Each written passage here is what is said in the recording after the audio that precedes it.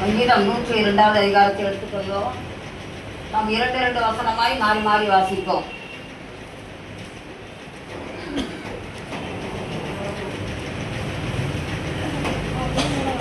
துயரப்படுகிறவன் துக்கத்தில் மூழ்கி கர்த்தரிடத்தில் தன் வியாகுலத்தை தெரிவித்து செய்யும் விண்ணப்பம். கர்த்தாவே, என் விண்ணப்பத்தை கேளும், என் கூப்பிடுதல் உம்மிடத்தில் சேர்வதாக. என் ஆபத்து நாளிலே உமது முகத்தை எனக்கு மறையாதேயும், உமது செவியை என்னிடத்தில் சாயும். நான் கூப்பிடுகிற நாளிலே எனக்கு தீவிரமாய் உத்தரவு அருளி செய்யும். என் நாட்கள் புகை போல் ஒழிந்தது, என் எலும்புகள் ஒரு கொள்ளையை போல் எரியுள்ளது. என் இருதயம் புல்லை போல் வெட்டுண்டு உலர்ந்தது, என் போதனத்தை புசிக்க மறந்தேன். என் பெருமூச்சின் சத்தத்தினால் என் எலும்புகள் என் மாம்சத்தோடு ஒட்டி கொள்கிறது. வனாந்திர நாளைக்கு ஒப்பானேன், பாழான இடங்களில் தங்கும் ஆந்தையை போலானேன். நான் நித்திரை இல்லாமல் வீட்டின் மேல் கைத்திருக்கும் குருவியை போல் இருக்கிறேன்.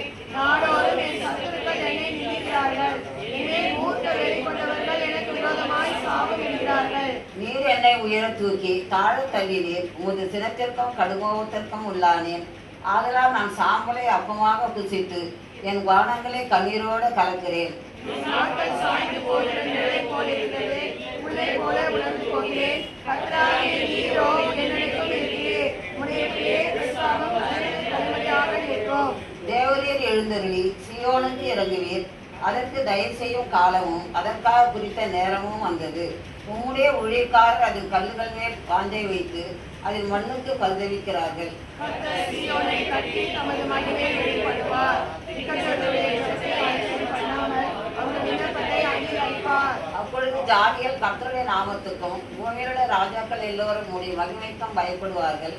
என் சந்ததிக்காக இது எழுதப்படும், சிருஷ்டிக்கப்படும் ஜனம் கர்த்தரை துதிக்கும். கர்த்தர் கட்டுண்டவர்களின் பெருமூச்சை கேட்கவும், கொலைக்கு நியமிக்கப்பட்டவர்களை விடுதலையாக்கவும் தம்முடைய உயர்ந்த பரிசுத்த ஸ்தலத்திலிருந்து பார்த்து வானங்களிலிருந்து பூமி மேல் கண்ணோக்கமானார். கர்த்தருக்கு ஆராதனை செய்ய ஜனங்களும் ராஜ்யங்களும் ஏகமாய் கூடிக்கொள்ளுகையில் சீயோனில் கர்த்தருடைய நாமத்தையும் எருசலேமில் அவருடைய துதியையும் பிரசாரப்படுத்துவார்கள்.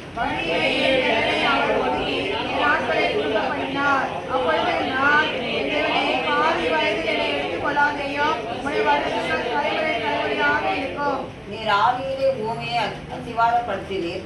வானங்கள் உம்முடைய கரத்தின் கிரியையாய் இருக்கிறது. அவைகள் அழிந்து போம், நீரோ நினைத்திருப்பீர்.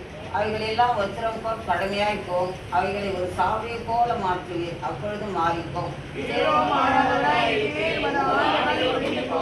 வாசிப்போம். உமது அடியாரின் பிள்ளைகள் தாவரித்திருப்பார்கள், அவர்கள் சந்ததி உமக்கு முன்பாக நிலைத்திருக்கும் என்று சொன்னேன். ஆமென்.